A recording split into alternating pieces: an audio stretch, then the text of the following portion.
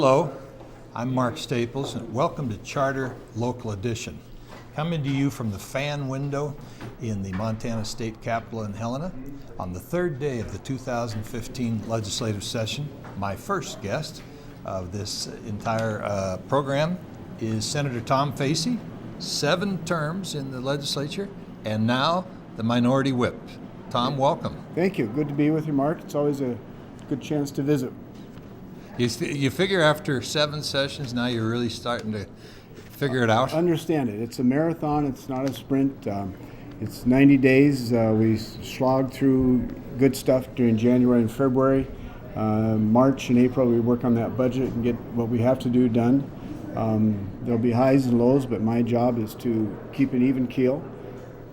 Tell my members that there'll be good times and bad times. We'll get through it.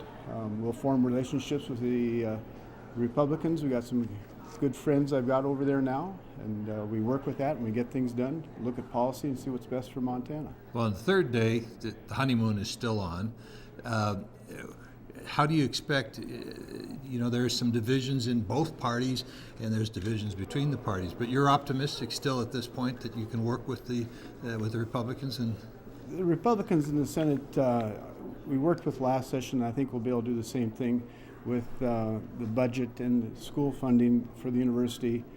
Look at Medicaid expansion, see how we can do that and get a Montana solution there.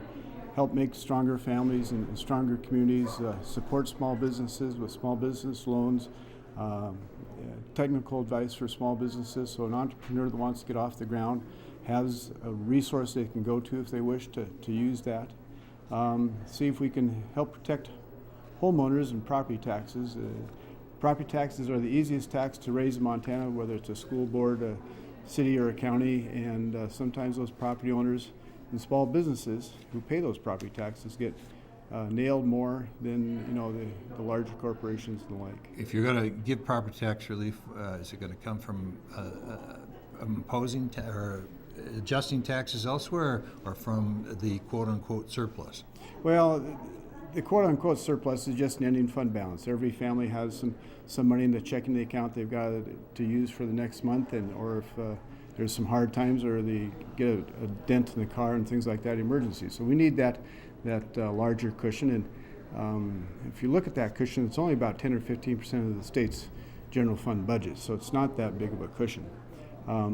One thing we could do is increase the reimbursement rate for cities and counties so they would not have to raise property taxes. So we can help cities and counties provide services, and that would also help the homeowners and small business owners by not having to raise property taxes. In that regard, you as the Senate Minority Whip, you're going to have to take the larger view, but also as the senator from Missoula, right?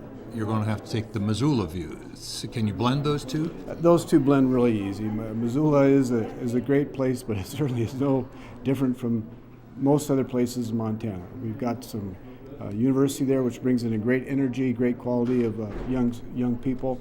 We enjoy that in Missoula, but the same values we have in Missoula, the values are in Glendive and the like. Well, speaking of Glendive, one of the major issues of the session is infrastructure help for eastern Montana, which has been blessed with the Bakken boom, but has also gotten some social consequences and some costs from that.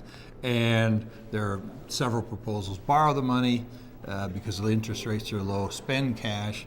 Can those be blended, those two ideas? I think they can be blended. I would say 99% of us in Montana, we go out and buy a car, we probably finance it. We go out and buy a home, we finance it. Even if you had the cash? Even if we had the cash. With all due respect, I don't know who's got $30,000 laying on the table to buy a new car, but on the home and things like that. So the blend of cash, the governor's infrastructure bill has some cash in it. It's got some bonding capacity in it. I think 55 or 54 of the counties in Montana have projects in it. Eastern Montana certainly has needs.